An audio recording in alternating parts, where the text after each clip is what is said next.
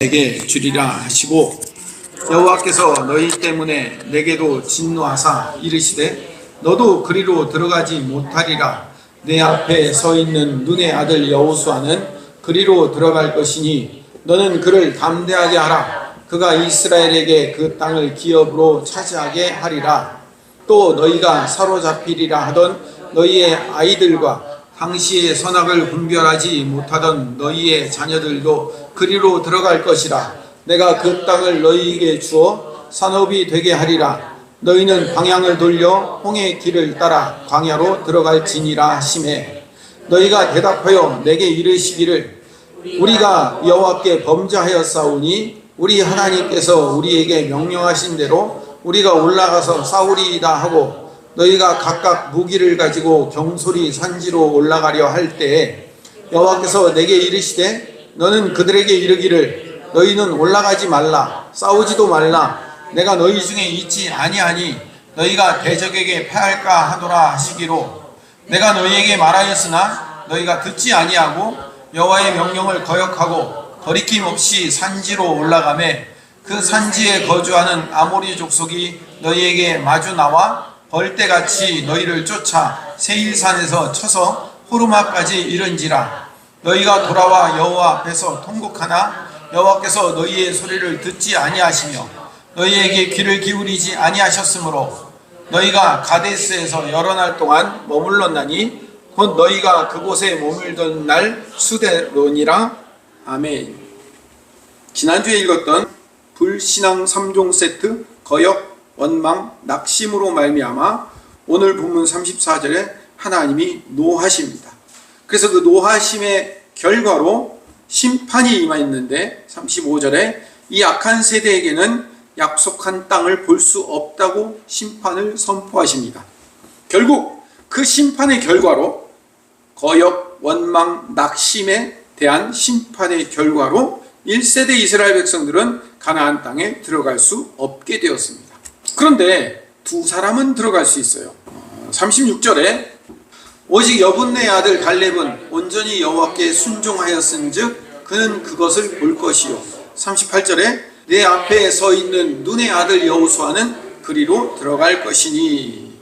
같은 12정탐꾼에 속했지만 여호수아와 갈렙은 나머지 10명과 다르게 말했고 그 덕분에 가나안 땅에 들어갈 수 있었습니다. 같은 거민, 같은 성벽을 보았지만 다르게 보고하고 다르게 이야기했어요. 눈앞에 환경을 본 것이 아니라 하나님의 약속을 보았어요. 그래서 거기에 순종했던 두 사람만 가나안 땅에 들어가게 된 거예요. 갈렙과 여호수아. 여호수아는 히브리어로 예호수아라는 발음인데 여호와는 구원이시다라는 뜻입니다. 원래 모세가 호세아라고 부르는, 그러니까 구원이라는 이름을 가진 사람을 불러내어 자기의 시종, 자기의 군대 장관으로 삼으면서 이제 너의 이름은 여호수아라 할 것이다 라고 이야기해서 여호수아, 앞에 야라는 단어는 야훼라는 말의 줄임말이에요.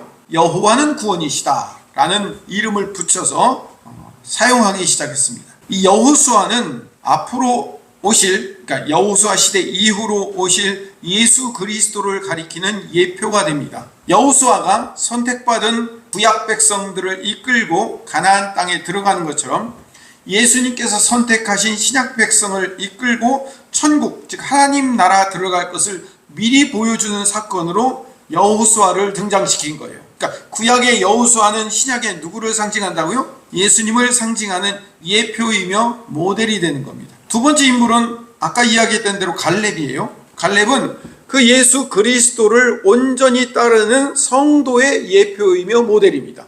자기 생각으로 판단하거나 보지 않고 하나님의 말씀에 따라 믿음으로 고백한 가장 대표적인 인물이 갈렙이에요. 그래서 36절과 38절에 말씀한 대로 내 가치관으로 판단하지 않고 결정하는 자만 약속의 땅 가나안 땅에 들어가는 거예요.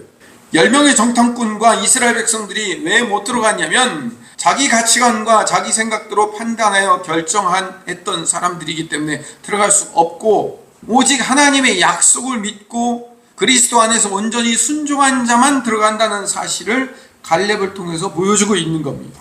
갈렙으로 예표된 성도의 또 다른 모델을 39절에서 볼 수 있습니다. 또 너희가 사로잡히리라 하던 너희의 아이들과 당시에 선악을 분별하지 못하던 너희의 자녀들도 그리로 들어갈 것이라. 갈렙의 또 다른 예표이며 모델, 성도의 또 다른 예표이며 모델이 39절에 등장한다고 그랬죠. 너희가 사로잡히리라 하던 너희의 아이들은 들어간다는 거예요. 그리고 그 아이들은 어떤 존재인지를 설명하는데 선악을 분별하지 못하던 자들은 들어갈 것이다 라고 이야기하는 거예요. 선악을 분별하지 못하던 자들이라고 하던 그 아이들은 왜 들어갈까? 선악을 분별하지 못하던 아이들이라는 것은 자기 의견을 낼 능력도 없고 판단할 능력도 없는 어린아이들이 들어간다고 얘기했단 말이에요. 근데 선악을 분별하지 못하던 애 중요한 의미가 담겨져 있어요. 제가 이거 한 100번도 넘게 한 이야기지만 아담이 선악과를 따먹었다는 얘기는 선악과의 원래 이름은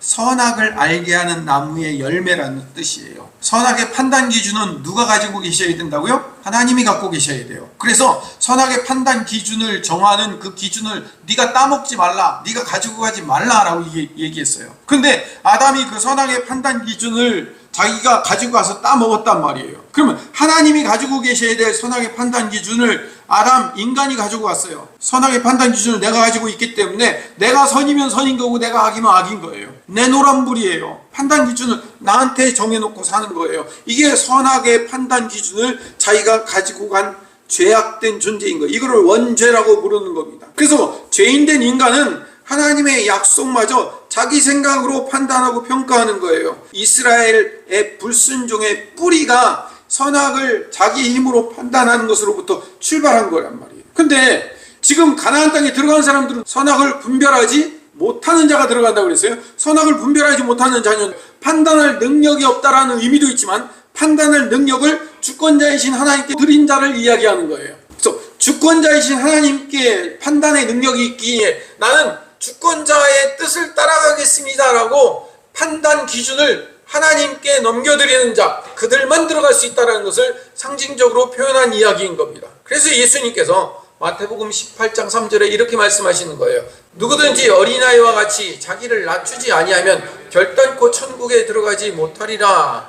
어린아이처럼 순진해야 된다고요? 아니요. 어린아이가 순진하지 않아요. 어린아이와 같이 자기를 낮춘다는 얘기는 자기에게 판단 기준이 없기 때문에 판단 기준을 엄마에게, 부모에게 넘기겠다라는 뜻을 의미하는 거예요. 내 판단을 내려놓고 주님 손에 이끌려가는 자가 천국에 들어간다는 의미이고 천국의 자격이 갖춰진 자라는 의미예요. 내 힘과 방법을 포기하고 주님의 인도하심에 맡기고 주님을 붙드는 어린아이와 같은 사람. 마태복음 산상수훈에 따르면 심령이 가난하다. 아무것도 없다는 거잖아요. 비어있다는 거예요. 심령이 비어있다는 것은 판단 기준이 내게 없는 거예요.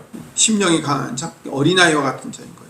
선악을 분별하지 못하는 2세대 이스라엘 백성들은 예수 그리스도의 십자가로 옛 자아가 죽고 선악의 판단 기준을 주님께 맡긴 채 어린아이와 같은 심령으로 거듭난 신약 백성들의 예표이며 모델이며 모형인 거예요. 이번 주 이스라엘 백성들이 실패할 수밖에 없었던 이유는 지난주에 등장합니다. 32절 말씀을 다시 한번 읽어봅시다. 이 일에 너희가 너희의 하나님 여호와를 믿지 아니하였도다. 하나님의 언약을 안 믿었어요. 옛세대는 하나님의 언약을 안 믿었기 때문에 1세대 이스라엘 백성들은 하나님의 언약을 믿지 않았기 때문에 자기 생각대로 판단하고 결정했기 때문에 실패한 거예요.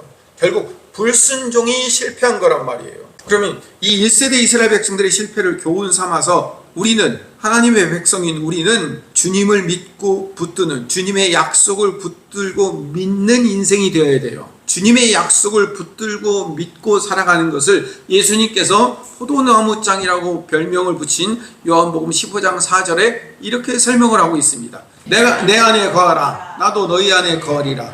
가지가 포도나무에 붙어있지 아니하면 스스로 열매를 맺을 수 없음같이 너희도 내 안에 있지 아니하면 그러하리라.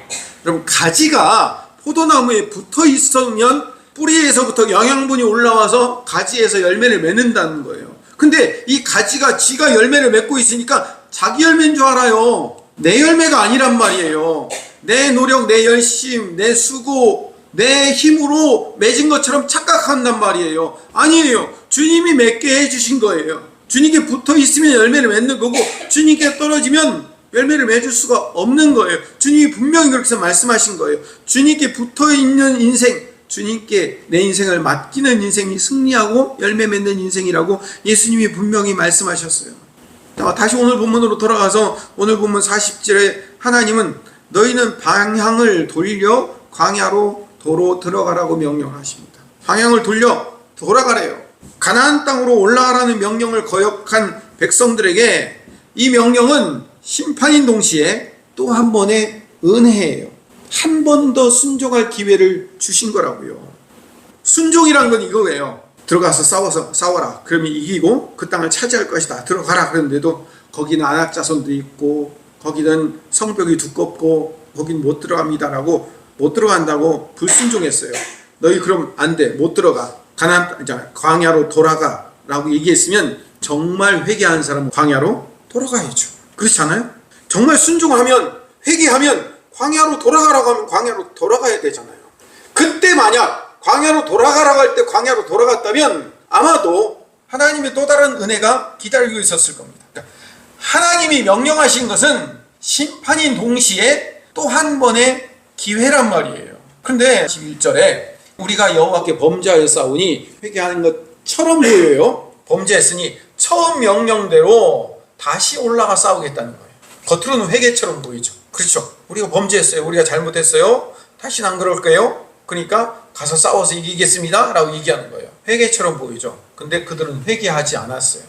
회개의 헬라어 단어는 여러 번 제가 말씀드렸지만 메타노이아라는 단어예요. 이 메타노이아는 두 단어가 합성되어 있는 건데 메타라는 뭐뭐를 넘어서라는 전치사와 노이아, 누스라는 단어가 합쳐진 거예요. 그러니까 누스는 생각, 사고방식, 가치관 이런 걸 의미하는데 내 생각을 뛰어넘어야 되는 거예요. 내 가치관과 사고방식을 뛰어넘는 것을 회개라고 부르는 거예요. 그래서 생각을 바꾸다, 가치관을 바꾸다, 사고방식을 바꾸는 것이 메타노이아란 말이에요. 회개란 말이에요. 아까 40절에 너희는 방향을 돌려서 라고 했을 때 방향을 돌려라는 말이 돌리다라는 말이 파나라는 이브리어예요. 이 파나는 돌아서라, 방향을 바꿔라라는 뜻이에요. 생각, 가치관, 사고방식을 넘어서라, 돌아서서 방향을 바꿔라 같은 의미란 말이에요. 회개는 방향을 돌리는 거예요. 내 생각과 가치관과 사고방식을 바꾸는 거란 말이에요. 이스라엘 백성들은 지금 회개한 것처럼 보여요. 우리가 하나님께 범죄했사오니 다시 일어나서 가겠습니다. 회개한 것처럼 보일 뿐이에요. 아니에요. 회개하지 않았어요. 그들은 자기 생각을 여전히 유지하고 있었어요. 순종하지 않았어요. 입으로는 회개를 말했지만 여전히 자기 생각대로 움직이는 거예요. 우리가 한 번 더 가겠습니다. 누가 한 번 더 가래요? 너희 광야로 돌아가라 그랬잖아요. 돌아가는 게 하나님의 목적인데 다시 한 번 올라가겠다는 거예요. 여전히 자기 생각대로 움직이는 거예요. 여러분, 입으로만 회개하고 눈물을 흘린다고 그게 회개인 줄 아세요? 회개는 입으로 잘못했다고 얘기하고 눈물을 흘리는 것은 회개의 표면적인 거예요. 진짜 회개는 방향을 돌려 돌아가는 거예요. 생각을 뛰어넘는 거라고요. 내 생각대로 살아왔다면, 내 생각대로 살다 실패했으면 주님의 생각대로 가기로 결정하고 그 길로 가는 것, 그게 회개예요. 1세대 이스라엘 백성들은 입으로는 회개했다고 말하지만 여전히 자기 생각대로 움직입니다. 행동의 주권자는 자기 자신이에요. 말로만 회개한 거예요. 청개구리 이야기 아시죠? 엄마가 하라는 대로 반대로만 하는 청개구리. 마지막에 엄마가 죽을 때 자기를 강가에 묻어달라고 얘기합니다. 왜? 그럼 반대로 산에 묻어줄 줄 알고. 근데 마지막은 또 강가에 그대로 묻습니다. 이 청개구리 이야기. 이스라엘 백성들이 바로 청개구리들이에요. 그래서 제가 오늘 설교 제목을 주보 청개구리들이라고 했어요. 처음에는 이놈의 청개구리들이라고 하다가 너무 좀 심할 것 같아서 좀 앞에는 좀 뺐습니다. 이스라엘 백성들이 청개구리들이에요. 불신앙의 3종 세트, 거역, 원망, 낙심으로 가득 차 있는 청개구리들. 지난주 본문에서 19절에서 33절에는 올라가라, 올라가 싸워서 이겨라, 내가 너희와 함께 할 테니 올라가라 할 때는 안 가겠대요. 안악자손이 있고 거대한 성벽이 있고 거길 어떻게 가느냐. 근데 오늘 본문에서는 40절에서 43절에서는 가지 말라고 할 때 또 기어코 올라가는 거예요. 이게 청개구리잖아요. 가라고 할 때는 안 가고 가지 말라고 할 땐 또 가고, 하나님의 명령과 늘 반대로 가는 전형적인 청개구리들이에요. 오늘 보면 41절에서 이 실패자들은 광야로 돌아가라는 하나님의 명령을 어기고 처음 명령했던 대로 다시 올라가서 싸우겠다고 무기를 들고 경솔하게 산지로 올라가는 거예요. 여러분, 사실 지난주에 봤던 10명의 정탐꾼의 보고가 틀린 보고 아니에요. 맞긴 맞아요. 가나안 땅은 점령하기 어려운 땅이에요.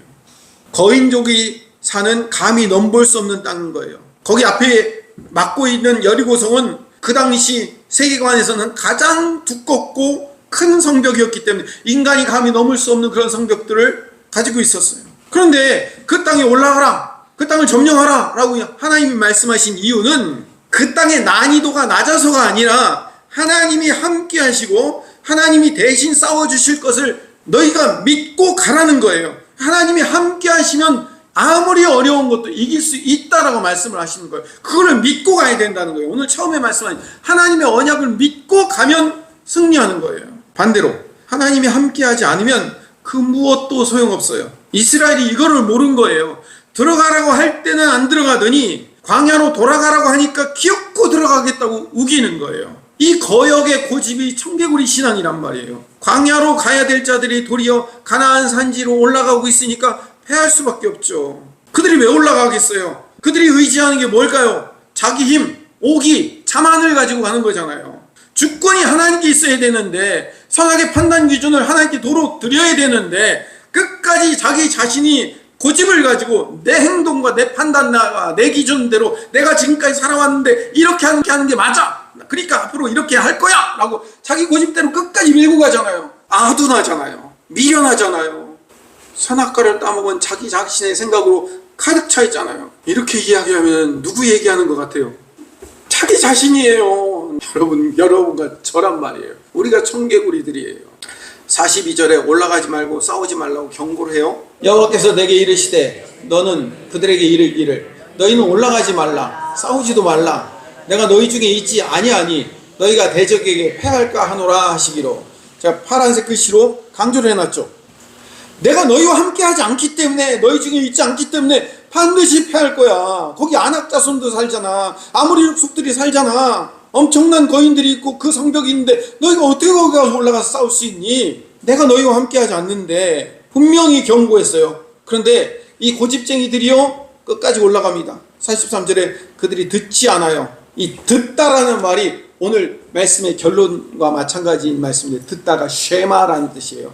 이제 나중에 이제 신명기 6장쯤으로 가면 쉐마의 말씀이 등장합니다. 쉐마의 뭐냐면 듣다라는 뜻이에요. 듣다. 들어야 되는 거예요. 하나님의 말씀을 들어야 순종할 수 있는데 듣지 않는 거예요. 거리낌 없이 그냥 가나안 산지로 올라갑니다. 자기 생각대로 행동한 실패의 결과는 44절에 산지에 거주하는 아모리 족속이 나와 벌떼같이 쫓아오니까 이스라엘이 패하여 세일산을 지나서 호르마까지 도망갑니다. 성경에는요 모든 사람의 이름, 지명, 그리고 가는 길, 그들의 사건 모두가 다 상징적인 의미를 다 가지고 있어요. 그들이 어디까지 도망가냐면 호르마라는 곳까지 도망가요. 근데 호르마라는 곳은 뭘 의미하냐? 헤렘에서 나오는 지명인데, 호르마는 진멸, 파멸이라는 뜻이에요. 그러니까 진멸당하고 파멸돼서 어디까지 쫓겨갔다고요? 호르마, 진멸의 땅까지 쫓겨난 거예요. 파멸의 땅까지 쫓겨갔다라는 것을 강조해주기 위해서 호르마까지 쫓겨났다라고 표현을 한 거예요. 호르마라는 단어는 원래 헤렘이라는 단어에서 파생된 단어예요. 헤렘은 봉헌된 것, 바쳐진 것이라는 뜻이에요. 헤렘은 하나님 앞에 봉헌되고 하나님께만 바쳐진 거예요. 여호수아가 여리고성을 무너뜨렸을 때 여리고성은 하나님께 헤렘으로 바쳐진 곳이에요. 그래서 그 성에 있는 모든 생명은 다 하나님께 드려야 돼요. 즉 생명은 그 어느 것도 남기지 않고 다 하나님 앞에 드려야 돼요. 그리고 그 안에 있는 모든 물건은 다 하나님의 전에 바쳐야 되는 물건이에요. 그래서 여리고성은 하나님 앞에 헤렘이었어요. 그런데 하나님 앞에 헤렘 다 바쳐주고 봉헌되어야 되는데, 아간이라는 사람이 그 성 안에 있는 물건을 탐내 숨겼다가 나중에 들켜서 아골 골짜기에 돌에 맞아 묻혀 죽게 됩니다. 하나님께 헤렘, 봉헌된 것을 인간이 자기 방식대로 사용하고 건들면 반드시 진멸, 호르마, 진멸되고 파멸된다라는 것을 의미하는 단어입니다.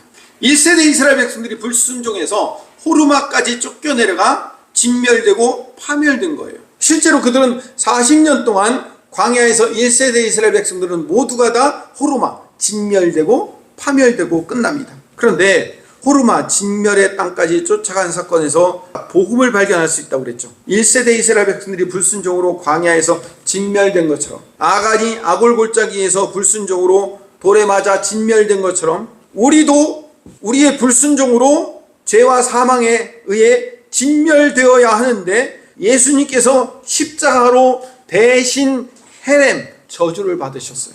우리가 받아야 될 호르마, 진멸, 파멸을 예수님이 대신 받으셨어요. 예수님이 아골골짜기에서 십자가 지심으로 대신 저주를 받으셨어요. 갈라디아서 3장 13절 읽어봅시다. 그리스도께서 우리를 위하여 저주를 받은 자가 되심으로 우리를 율법의 저주에서 속량하셨으니, 아간이 아골골짜기에서 진멸되고 1세대 이스라엘 백성들이 호르마에서 진멸되며 신약 백성인 성도가 죄와 사망으로 진멸되어야 할 그 자리에 예수님이 대신 저주받으심으로 우리를 구원해내시는 거예요. 그래서 그렇게 구원해내신 당신의 백성을 하나님 앞에 온전히 헤렘, 봉헌하고 바치는 일이 예수님이 이 땅에 오신 사명이란 말이에요. 그래서 이 사건은 예수님의 구원을 미리 보여주는 그림자 사건이며 예표적 사건이라고 볼 수도 있습니다. 43절에 내가 너희에게 말하였으나 듣지 아니하고 여호와의 명령을 거역하고 거리낌 없이 산지로 올라가며, 45절에 너희가 돌아와 여호와 앞에서 통곡하나 여호와께서 너희의 소리를 듣지 아니하시며 너희에게 귀를 기울이지 아니하셨으므로. 이스라엘 백성들이 하나님의 말씀을 듣지 않았어요. 쉐마하지 않았단 말이에요. 그러자 하나님도 우리의 통곡 소리를 안 들으시겠다고 하시는 거예요. 이 대조에 또 다른 진리가 숨어 있습니다. 하나님이 왜 안 들으셨을까? 하나님은 무정하셔서 안 들으신 것도 아니에요. 똑같이 보복하려고, 너도 안 들었으니까 나도 안 들을 거야 라고 보복하시려고 안 들으신 것도 아니에요. 이스라엘이 회개하지 않았기 때문에 안 들으신 거예요. 이스라엘이 통곡했다고 얘기합니다. 45절 다시 봅시다. 너희가 돌아와 여호와 앞에서 통곡하나, 통곡했어요. 이스라엘이 통곡했다고 회개한 게 아니에요. 아까 처음에 이스라엘 백성들이 우리가 범죄하여 싸우니 우리가 다시 올라가서 싸우겠습니다, 우리가 범죄했다고 자기가 자기 입으로 죄를 고백했다고 회개가 아니에요. 통곡했다고 회개가 아니란 말이에요. 고린도후서 7장 10절에 보면 세상 근심은 사망을 이루는 것이라고 이야기해요. 세상 근심이 많으면 그게 사망을 이룬대요. 고민하다가 죽을 수도 있어요. 패배의 고통 때문에 울 수 있단 말이에요. 근심해서. 그런데 패배의 고통 때문에 우는 눈물과 자신의 죄와 불순종을 깨닫고 회개하며 우는 눈물은 전혀 다른 겁니다. 내 계획이 망해서 슬픈 겁니까? 하나님의 뜻대로 행하지 못했기 때문에 슬픈 겁니까? 어느 게 회개예요? 진짜 회개는 내가 망한 상황을 슬퍼하는 것이 회개가 아니고, 하나님과의 관계가 이 죄 때문에 망가졌음을 슬퍼하는 것이 회개라고요. 이스라엘 백성들이 회개했어요? 안 했어요. 자기의 상황이 망한 것을 통곡한 것뿐이에요. 회개하지 않았어요. 그래서 아까 처음에 말씀드린 거예요. 내가 잘못했다고 말한다고 해서 회개가 아니에요. 운다고 회개가 아니라고요. 진짜 회개는 어떻게 해야 된다고요? 메타노이아, 내 생각과 사고방식과 가치관을 뛰어넘어서 바꿔야 돼요. 내 생각을 돌이켜 유턴해서 돌아가는 것, 그 행동이 회개예요. 이스라엘은 통곡했지만 패배의 결과에 대해서 후회한 것 뿐이지 자기 중심적인 신앙을 회개한 게 아닙니다. 41절에 우리는 범죄에 싸우니 라고 말한 그것조차도 회개한 게 아니에요. 자기들의 결정을, 여전히 자기들의 결정으로 하나님의 결정과 반대로 가는 청개구리들일 뿐입니다.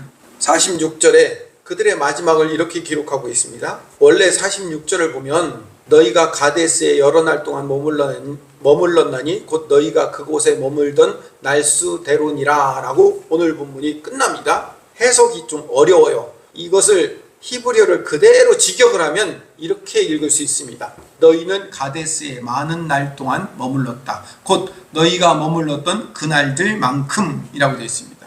이 의미가 있어요. 이 표현에 상징적인 의미가 숨어 있는데, 민수기 14장 34절에 보면 하나님께서 너희가 정탐했던 40일을 하루하루 계산해서 하루를 1년씩으로 쳐서 40년 동안 죄악을 담당하게 하셨습니다. 그래서 1세대 이스라엘 백성들이 40년 동안 광야에서 호르마, 진멸되고 말았어요. 같은 원리로 보면 가데스에서 보낸 이 여러 날이라는 말은 단순히 며칠 있었다는 얘기가 아니라 그들이 불신앙으로 허비했던 방황해야 될 40년 전체를 가르치는 상징적인 시간으로 보여요. 그런데 실제로 이들이 1세대 이스라엘 백성들이 광야에 나가지도 못하고 가나안으로 다시 들어가지도 못한 채 애매한 장소에서 애매하게 시간만 보냈다라는 뜻이에요. 가지도 못하고 오지도 못하고 그냥 멍청하게 앉아서 시간만 때우고 있었다라는 뜻이에요. 이게 그 내면적 의미가 그런 거예요.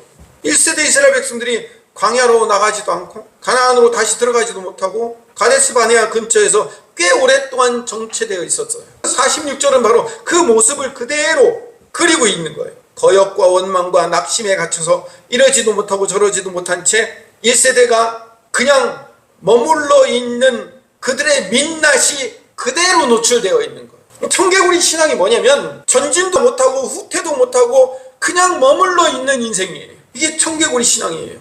청개구리 신앙의 가장 큰 실패는 실패해서 배우지를 못하는 거예요. 내 얘기하는 것 들어서 막 힘듭니까? 그렇다면 감사할 일이죠. 자기 자신의 이야기를 들을 수 있다는 것 감사. 그게 은혜죠. 청개구리 신앙은 실패해서 배우지를 못해요. 가라고 하시면 두려워서 머뭇거리고 기다리라고 하면 내 힘으로 밀고 나가고 실패한 뒤에는 입으로는 회개하지만 삶의 방향을 바꾸지 못하고 다음 문제도 여전히 내가 지고 주님께 내려놓지 못하고 내 방식대로 여전히 무식하게 밀고 나가는 청개구리 신앙. 청개구리의 실패는 엄마의 말을 듣지 않았다는 것도 문제지만 마지막까지 엄마의 의도를 깨닫지 못했다는 것도 큰 문제예요. 오늘 본문의 가장 핵심은 하나님의 말씀을 쉐마 들을 수 있어야 되는데 들어야 순종을 하는데 듣지 못하는 거예요.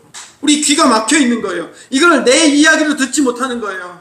내 얘기로 들어야 돼요. 내 얘기로. 하나님은 당신의 말씀을 듣지 않는 자의 기도와 항변을 안 들으신다고 아까 이야기했잖아요.